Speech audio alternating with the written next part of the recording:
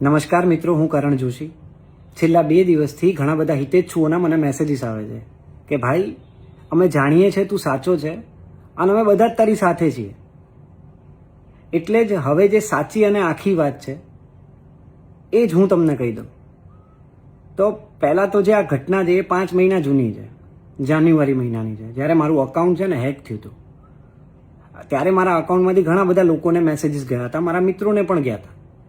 કોઈની સાથે પૈસાની માંગણી થઈ હતી, કોઈની સાથે કામ રિલેટેડ વાતો થઈ હતી અને કોઈને અયોગ્ય મેસેજીસ થઈ ગયા હતા.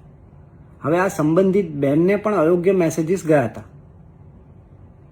અને એ દરમિયાન હું મારી ફિલ્મના પ્રમોશનમાં ખૂબ જ વ્યસ્ત હતો, બહુ જ બિઝી હતો. મારા અકાઉન્ટમાં શું એક્ટિવિટી થાય છે એનો મને કોઈ આઈડિયા જ નહોતો. પણ જે મિત્રોને મારા અકાઉન્ટમાંથી મેસેજીસ ગયા એ મિત્રોએ મને કહ્યું કે ભાઈ, તારામાંથી કેમ આવા મેસેજો આવે? ત્યારે મને ખબર પડી, એ લોકોએ મને ઇન્ફોર્મ કર્યું ત્યારે મને ખબર પડી કે મારું અકાઉન્ટ હેક થયું છે. અને મેં ત્યારે જ એ જ સમયે તાત્કાલિક ધોરણે મારા ઇન્સ્ટાગ્રામ પેજ ઉપર આ માહિતી જાહેરમાં શેર કરી કે ભાઈ, મારું અકાઉન્ટ હેક થયું છે. તો કોઈ પણ મેસેજીસ આવે, કોઈ પણ પૈસાની વાત હોય, કામ રિલેટેડ વાત હોય તો એ રિસ્પોન્ડ ના કરવો જ્યાં સુધી હું રિકવર ના કરું ત્યાં સુધી. હવે આ સંબંધિત બહેને પણ સ્પષ્ટ રીતે કહી દીધું હતું ત્યારે કે આ જે મામલો થયો એમાં મારી કોઈ વ્યક્તિગત સંડોવણી હતી જ નહીં. આ જે થયું છે એ હેકિંગના કારણે જ થયું છે.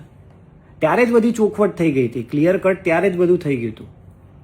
પણ હવે એ 5 મહિના જૂની ઘટનાને ફરી જે અલગ અલગ રીતે રજૂ કરવામાં આવી રહી છે તો એ હકીકત નથી. સત્ય જે પહેલાં હતું સત્ય એ જ છે, સત્ય બદલાતું નથી ક્યારેય. અને મારું ખાલી કહેવું એટલું જ છે કે કોઈ પણ ઓપિનિયન બનાવતા પહેલાં હકીકત શું છે ને પહેલાં જાણી લો. ઇન્સ્ટાગ્રામને કાયદો સમજીને ફાયદો ઉઠાવવામાં આવતો હોય ને એવું બધું મને અત્યારે લાગી રહ્યું છે. આ ના થવું જોઈએ, આ ખોટું છે. અને દરેક સ્ત્રી સન્માનને પાત્ર છે, દરેક સ્ત્રીનો આદર કરવો એ આપણા બધાના સંસ્કારનો ભાગ છે. મને સાચું શું છે ને એના ઉપર વિશ્વાસ છે બસ.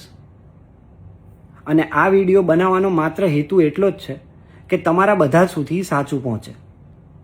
Thank you so much. જય દ્વારકાધીશ.